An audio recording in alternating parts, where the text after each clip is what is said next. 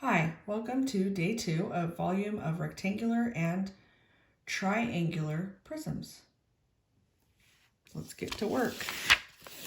Okay, so yesterday we were talking about cubes, and to find the volume of a cube, you do length times width times height. Well, that is actually the same thing for these rectangular prisms. Length times width times height. So that part of it doesn't change. The difference is these aren't all the same, where in our cube they were all the same. Now it doesn't really matter what you consider each part, but I like to think of this as the width and the length that make up this square that's on these two sides. And then I like to think of the height as this one that we're slicing all of those into. If you put them in a different order, it's actually not going to mess anything up, but that's just how I like to think about it. So we have 12 times 3 times 3 again. So 12 times 3 is 36. It's going to be times 3 again. And then 3 times 36 is 108, and these are centimeters. And they're cubed, because like we talked about yesterday, we're finding out how many of square cubes, or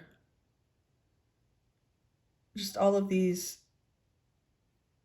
in this case it's centimeters, but how many cubic centimeters, I'll say it that way, how many cubic centimeters could fit in here if we were building it up?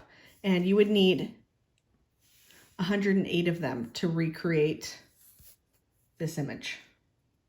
Okay, so let's look at another one. And remember, we're doing length times width times height. Okay, so volume is going to equal 9 times 5 times 5. Or you could do 5 times 9 times 5. The order doesn't really matter, because that's how multiplication works. So I'm going to do the 5 times 5 first, because that's easier.